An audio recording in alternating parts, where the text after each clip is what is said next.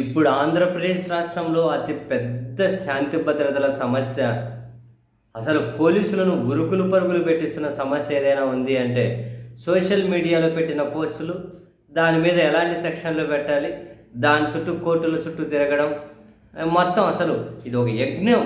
చాలా పెద్ద శాంతి భద్రతల సమస్య అయిపోయింది బేసిక్గా అదైతే. అందరి మీద బిఎన్ఎస్ 111 సెక్షన్ కేసులు పెట్టేయడం, దీని మీద ఇప్పటికే చాలాసార్లు హైకోర్టు పోలీసులకు మొట్టికాయలు వేసింది. ఈ క్రమంలో తాజాగా మళ్ళీ పోలీసులను ఉద్దేశించి హైకోర్టు కీలక వ్యాఖ్యలు చేసింది.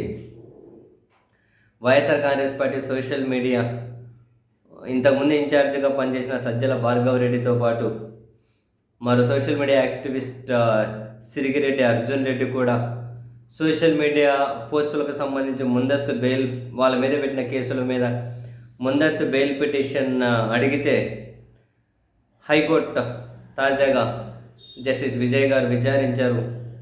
పోలీసుల తరపున పబ్లిక్ ప్రాసిక్యూటర్ ఎం లక్ష్మీనారాయణ వాదనలు వినిపించుకుంటే ఆయన ఏమంటారంటే, సోషల్ మీడియాలో పోస్టులు పెట్టడం ద్వారా పిటిషనర్లు వ్యవస్థీకృత నేరానికి పాల్పడ్డారు అని చెప్పి అన్నారు. దాని మీద న్యాయమూర్తి తీవ్రమైన వ్యాఖ్యలే చేశారు. సామాజిక మాధ్యమాల్లో పెట్టే పోస్టులు వ్యవస్థీకృత నేరం కిందకు ఎలా వస్తాయి?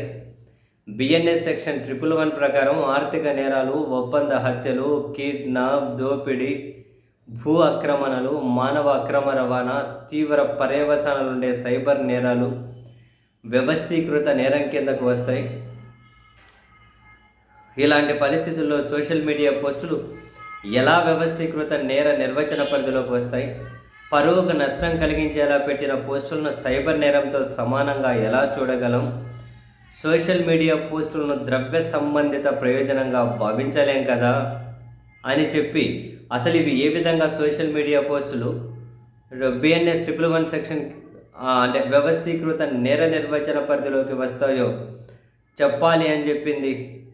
పరువుకు నష్టం కలిగించేలా పెట్టిన పోస్టులను సైబర్ నేరంతో సమానంగా ఎలా చూడగలమో చెప్పాలి అని హైకోర్టు పోలీసులను ఆదేశించింది.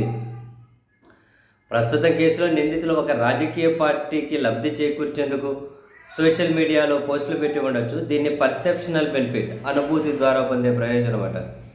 పర్సెప్షనల్ బెనిఫిట్గా భావించగలం తప్ప మెటీరియల్ బెనిఫిట్గా భావించలేం కదా అని చెప్పింది.